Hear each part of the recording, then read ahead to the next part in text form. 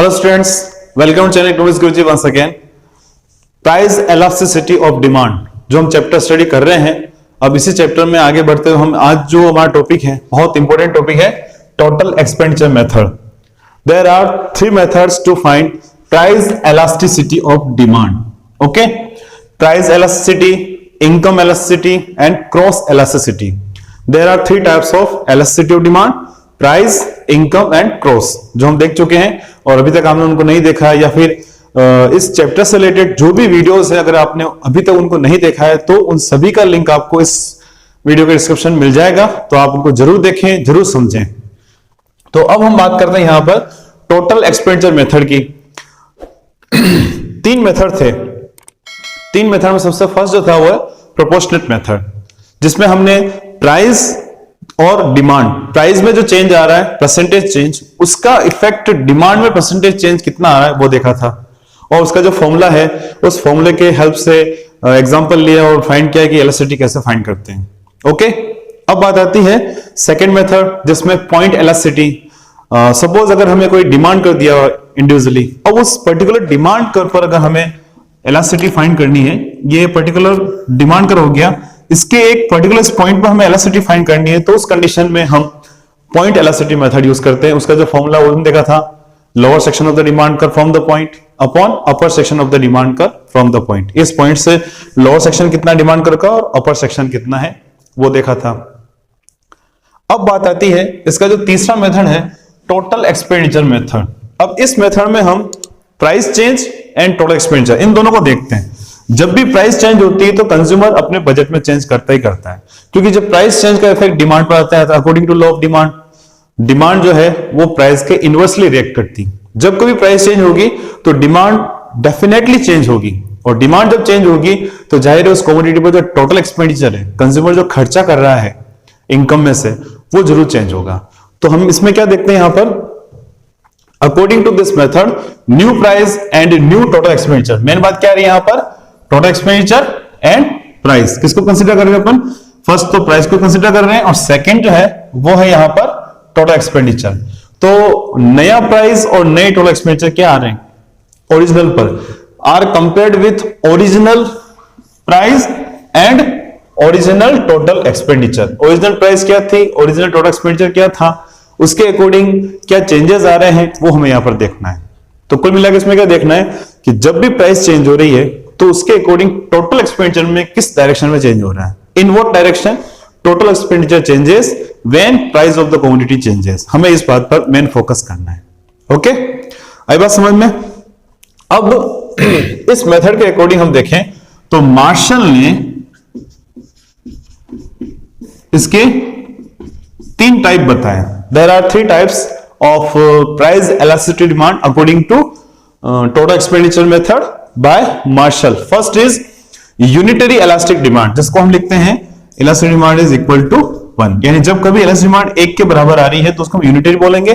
Greater than 1 elastic demand is more than 1, and less than 1 और inelastic demand is less than 1। ठीक है, तो हम यहां पर देख सकते हैं कि मार्शल ने इसके 3 टाइप बताए। अब ये तीनों टाइप क्या है वो हम अच्छे समझेंगे। एग्जाम में ध्यान रखना, आपको जब कभी पूछे तो बताना है कि ये मेथड किस कंडीशन में यूज होता है। ओके, फिर according to Marshall there are 3 types. तीनों टाइप्स आपको एक्सप्लेन करनी होगी, लिखनी होगी टेक्सचुअल फॉर्म में। ध्यान रखिएगा, आपको कहीं भी बुक में नोट्स में आपको मिल जाए वो ध्यान रखना। हम यहां पर समझ रहे हैं जो टेक्सचुअल फॉर्म में उसको कैसे हम सिंबलिक फॉर्म में समझ सकते हैं। सबसे फर्स्ट जो बात है यूनिटरी इलास्टिक डिमांड। अब इसको हमें समझना है तो इसके लिए क्या करते हैं कि ये जो इसकी जो बेसिक कंडीशन वो क्या है, व्हेन प्राइस इंक्रीजेस और price decreases, in this condition total expenditure remain constant. यानी जब टोटल एक्सपेंडिचर कांस्टेंट रहे, प्राइस बढ़ जाए या घट जाए, उसका इफेक्ट टोटल एक्सपेंडिचर पर कुछ नहीं आ रहा है, कोई भी चेंज नहीं हो रहा है, तो उस कंडीशन में जो इलास्टिसिटी होगी वो इक्वल टू 1 होगी। इसको समझने के लिए हम यहां पर एक एग्जांपल लेते हैं। हम क्या मान रहे हैं, ओरिजिनल प्राइस एंड क्वांटिटी। ठीक है, इन दोनों को मल्टीप्लाई करेंगे तो हमें क्या मिलेगा, टोटल एक्सपेंडिचर। सपोज हम यहां पर प्राइस लेते हैं कमोडिटी की 10, और उस कमोडिटी की जो टोटल डिमांड है वो है 400 यूनिट्स। कितनी है, 400 यूनिट्स। अब इन दोनों को मल्टीप्लाई किया, टोटल एक्सपेंडिचर कितना आ जाएगा, 4000। क्लियर? नाउ ये तो हो गया इनिशियल प्राइस। अब सपोज प्राइस हो जाती है ₹8, प्राइस कम होके 8 हो गई, तो according to law of demand, demand increase होगी। ये हो गया आपके पास 500 यूनिट्स, और उस कंडीशन में दोनों को मल्टीप्लाई किया, टोटल एक्सपेंडिचर आ जाएगा अपने पास वही 4000 यूनिट। तो हम क्या देख रहे हैं यहां पर, टोटल एक्सपेंडिचर क्या है, कांस्टेंट है। प्राइस में चेंज आया, प्राइस इंक्रीज हुई डिक्रीज हुई, प्राइस देखना कम हुई तो भी टोटल एक्सपेंडिचर 4000 ही है। और सपोज इनिशियल कंडीशन ये है 8 रुपए प्राइस है, 500 टोटल डिमांड है, इन दोनों को मल्टीप्लाई किया 4000 आ रहा है। पर जब प्राइस इंक्रीज हो गई तो डिमांड में इस प्रकार से कंज्यूमर से रिएक्शन किया कि उस पर जो टोटल एक्सपेंडिचर कांस्टेंट है, उस कंडीशन में अपने पास जो मेजरमेंट आएगा वो होगा इक्वल टू 1। यानी इसी कंडीशन में हम डिमांड को बोलेंगे, यानी वो पर्टिकुलर कमोडिटी, जिस कमोडिटी की प्राइस में चेंज आ रहा है, वो कमोडिटी यहां पर इलास्टिक डिमांड है, यूनिटरी इलास्टिक डिमांड है, 1 के बराबर इलास्टिसिटी। ओके, तो इस कंडीशन क्या देखा हमने कि जितना चेंज प्राइस में आ रहा है उस चेंज के अकॉर्डिंग डिमांड में चेंज जो हो रहा है, हम टोटल एक्सपेंडिचर को मल्टीप्लाई कर रहे हैं, वो कांस्टेंट रहेगा। ये तो हो गए अपने पास first condition, unitary elastic demand कब होगी, क्या कंडीशन है, सिंबॉलिक देख लिया, एग्जांपल क्या है वो हमने देख लिया, एग्जाम में आपको ऐसा लिखना होगा। अब बात आती है second condition, more than one, when price increases then total expenditure on that commodity decreases. Just उल्टा, विपरीत, इनवर्स चले। और when price decreases total expenditure on that quantity increases। अगर ये वाली कंडीशन है तो उस कंडीशन में हम देखेंगे कि जो इलास्टिसिटी होगी वो मोर देन 1 होगी। कैसे, वो देखना है हमें। तो इसका भी हम यहाँ पर एग्जांपल लेते हैं। हम यहाँ पर क्वांटिटी की प्राइस और क्वांटिटी दोनों ले लेते हैं, दोनों को मल्टीप्लाई करेंगे तो हमें टोटल एक्सपेंडिचर मिल जाएगा। अब बात करते हैं कि सपोज इनिशियल जो प्राइस है वो है 90 और डिमांड है वही 400 यूनिट, कितना हो जाएगा 36,000 total expenditure. Okay, now price decreases to 80, price कितने में जाती है 80 पे, और डिमांड यहां पर बढ़ गई है 500 यूनिट्स। तो उस कंडीशन में एक्सपेंडिचर कितना है 40,000। तो क्या देख रहे हैं आप, प्राइस डिक्रीज हुई, डिमांड बढ़ी, लो डिमांड यहां पर भी अप्लाई है। पर इस कंडीशन में जब प्राइस में चेंज आया तो उसके अकॉर्डिंग टोटल एक्सपेंडिचर चेंज क्या आ रहा है, inversely, when price decreases total expenditure increases, बढ़ रहा है पहले से, ये वाली कंडीशन फुलफिल हो रही। या फिर when price decreases, when price increases 80 to 90 हो गया, बढ़ गई तो टोटल एक्सपेंडिचर डिक्रीजेस। ठीक है, तो उस कंडीशन में क्या देखा कि जब प्राइस बढ़ी तो टोटल एक्सपेंडिचर घट गया, प्राइस कम हुई टोटल एक्सपेंडिचर बढ़ गया, दोनों इनवर्सली रिएक्ट कर रहे हैं, प्राइस एंड टोटल एक्सपेंडिचर। अगर ऐसी किसी कंडीशन में किसी कमोडिटी की प्राइस और टोटल एक्सपेंडिचर चेंज आ रहा है तो ऐसी कमोडिटी की डिमांड को हम बोलेंगे more than 1, high elasticity, greater than 1 elasticity. आगे बात समझ में, 1 कब होगा, जब टोटल एक्सपेंडिचर कांस्टेंट रहेगा। अब बात करते हैं हम third, less than 1। Less than 1 कब होगा उसकी बात कर रहे हैं हम यहां पर। तो इसको समझने के लिए भी, यानी ये कंडीशन क्या बताती है, when price increases total expenditure on that quantity also increases. मतलब सेम डायरेक्शन में मूव करे, जिस डायरेक्शन में प्राइस मूव कर रही है उसी डायरेक्शन में टोटल एक्सपेंडिचर में मूव कर रहा है तो देखेंगे हम। या फिर when price decreases in this condition total expenditure also decreases. अगर ये कंडीशन अपने सामने है, प्राइस एंड टोटल एक्सपेंडिचर दोनों सेम डायरेक्शन में मूव कर रहे हैं, प्राइस अगर बढ़ रही है तो टोटल एक्सपेंडिचर उसमें बढ़ रहा है, प्राइस अगर डाउन ट्रेंड में है तो टोटल एक्सपेंडिचर भी डाउन ट्रेंड में है, तो इस कंडीशन बोलेंगे जो इलास्टिसिटी डिमांड है वो होगी लेस देन 1, 1 से कम। ओके, अब हमें समझना है कि इसका एग्जांपल क्या हो सकता है। तो वही बात हो जाएगी, प्राइस इनटू क्यू, मल्टीप्लाई कर देंगे हम इसको, तो क्या मिलेगा हमें टोटल एक्सपेंडिचर। अब सपोज अगर हम यहां पर प्राइस लें 10, प्राइस 10 ले ली है और क्वांटिटी ले ली अपने 100, तो कितना हो जाएगा टोटल 1000। ठीक है, टोटल एक्सपेंडिचर 1000 हो जाएगा। अब बात करते हैं कि suppose price decreases to 8 and demand increases to 110 units. लो डिमांड यहां पर भी अप्लाई, और यहां पर हम टोटल एक्सपेंडिचर फाइंड करेंगे, क्या हो जाएगा 880 और 1000। तो उस कंडीशन क्या देख रहे हैं कि प्राइस कम हुई, टोटल एक्सपेंडिचर भी कम हो गया, प्राइस बढ़ी, टोटल एक्सपेंडिचर भी बढ़ गया, दोनों सेम डायरेक्शन में मूव कर रहे हैं, तो उस कंडीशन में जो इलास्टिक डिमांड होगी वो होगी लेस देन 1। आगे बात समझ में, शॉर्ट वापस लेते हैं और थोड़ा आगे देखेंगे इस वीडियो में कि कैसे हम डायग्राम के थ्रू भी इस मेथड को समझा सकते हैं। सिंपल है। तो पहले हम यहाँ पे लेते हैं कि टोटल एक्सपेंडिचर मेथड यूज कब होता है कि जब अपने पास प्राइस एंड टोटल एक्सपेंडिचर दोनों दे रखे हों, दो अलग अलग प्राइस, दो अलग अलग टोटल एक्सपेंडिचर कंडीशन। फिर उस कंडीशन में मार्शल ने इसके 3 टाइप बताए। There are 3 types according to Marshall. Unitary elastic demand, greater than 1, less than 1। Greater than 1 कब होगी, यूनिटरी कब होगी, जिस कंडीशन में प्राइस में कोई भी चेंज आए तो टोटल एक्सपेंडिचर यहां पर कांस्टेंट है, कोई चेंज नहीं है, तो उस कंडीशन में इक्वल टू 1 होगी। और जब प्राइस इनवर्सली रिएक्ट करे, प्राइस इंक्रीज हो टोटल एक्सपेंडिचर डाउन हो ट्रेंड में हो जाए, प्राइस डाउन ट्रेंड में हो जाए टोटल एक्सपेंडिचर बढ़ जाए, तो उस कंडीशन में जो टोटल एक्सपेंडिचर उस कंडीशन में अगर सेम डायरेक्शन में मूव कर रहा है प्राइस के अकॉर्डिंग, या फिर प्राइस के अकॉर्डिंग नहीं, प्राइस के इनवर्सली रिएक्ट कर रहा है, देख रहे हैं आप यहाँ पर प्राइस कम हुई तो टोटल एक्सपेंडिचर बढ़ गया है, तो ऐसी कंडीशन में प्राइस इलास्टिसिटी होगी वो होगी मोर देन 1 और लेस देन 1 को होगी जब प्राइस एंड टोटल एक्सपेंडिचर ये दोनों सेम डायरेक्शन में मूव करेंगे। दोनों सेम डायरेक्शन में मूव करेंगे तो उस कंडीशन में देखेंगे यहां पर जो इलास्टिसिटी डिमांड है, प्राइस इलास्टिसिटी ऑफ डिमांड है, वो 1 से कम होगी। तो आपसे एक यही क्वेश्चन है, when price increases then total expenditure of a particular commodity decreases. ध्यान रखिएगा, when price increases then total expenditure on that commodity decreases, ये कंडीशन है। तो इस कंडीशन में इलास्टिसिटी ऑफ डिमांड क्या होगी, कमेंट बॉक्स में कमेंट जरूर करिएगा। ओके, आई बात, अपना नाम और कमेंट बॉक्स में कमेंट जरूर करना आपको क्या कंडीशन होगी। क्लियर, आगे बात समझ में। अब हम बात करते हैं इसका ग्राफिकली मेथड से। ये तो हो गई बात एग्जांपल के थ्रू में देख लिया। अब इसका हम ग्राफ देखेंगे कि ग्राफ की हेल्प से कैसे उसको समझा सकते हैं।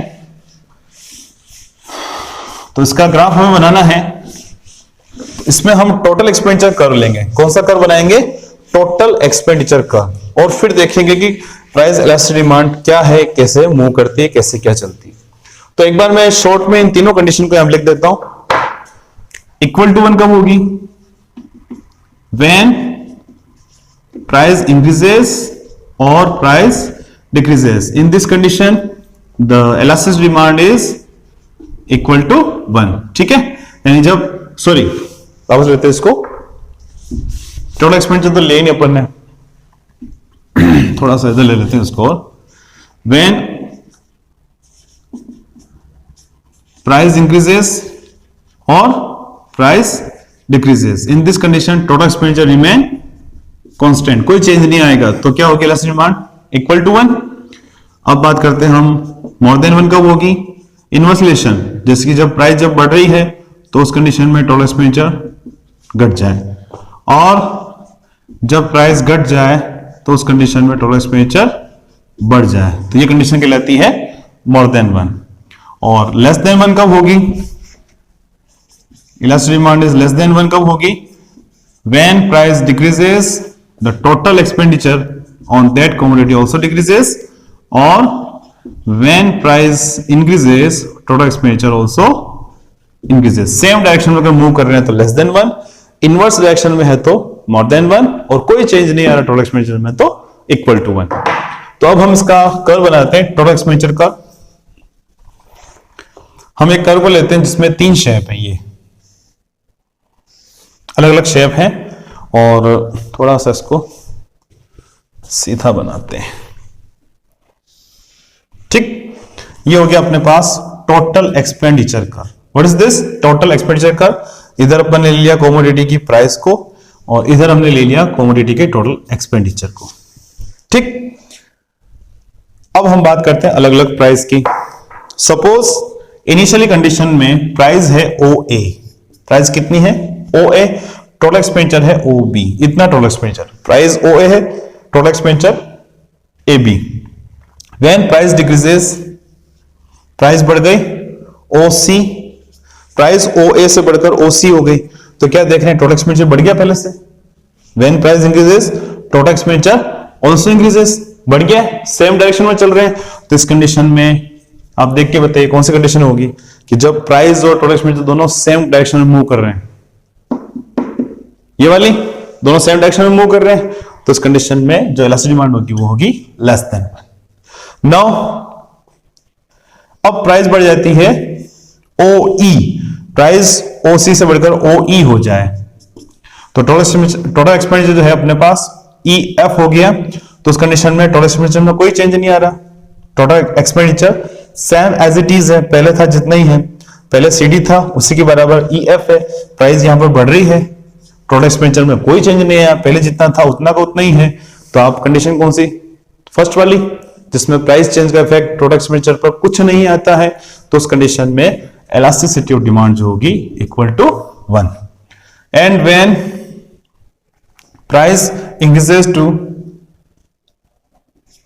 OG, प्राइस यहां पर इंक्रीज हो गई है, तो उस कंडीशन में हम क्या देख रहे हैं कि जो टोटल एक्सपेंडिचर है वो भी कम हो गया, GH, पहले EF था अब GH हो गया, प्राइस इंक्रीज हुई, टोटल एक्सपेंडिचर पहले से कम हो गया, पहले इतना था अब इतना रह गया। तो उस कंडीशन में फर्स्ट मतलब सेकेंड वाली कंडीशन हो जाएगी elastic demand is more than 1। ठीक है, तो इस प्रकार से देख सकते हैं कि हम यहां पर टोटल एक्सपेंडिचर मेथड का यूज कैसे करते हैं, कब करते हैं, और इसको एग्जांपल के थ्रू कैसे बता सकते हैं, और साथ साथ डायग्राम के थ्रू इसका कैसे एक्सप्लेनेशन कर सकते हैं। ठीक है, नोट्स में एक्सप्लेनेशन अलग हो सकता है, बुक में एक्सप्लेनेशन अलग हो सकता है, मगर मेन बेसिक्स क्या है वो हमने यहाँ पर समझा है। अगर आपके पास नोट्स हैं तो मेन बेसिक्स यही है, बुक है तो भी मेन बेसिक यही है, कोई भी अदर बुक है चाहे आप नेट से भी पढ़ रहे हैं तो भी मेन बेसिक यही रहेगा, मेन फंडा इसमें यही रहता है। तो अगर आपको वीडियो अच्छा लगा है लाइक जरूर करें और ज्यादा से ज्यादा अपने फ्रेंड सर्कल को शेयर करें। और हाँ, जैसा कि मैंने बोला डिस्क्रिप्शन को चेक करना, जरूर चेक करना, जो भी पुराने वीडियोस आपको वहां पर इजी में मिल जाएंगे।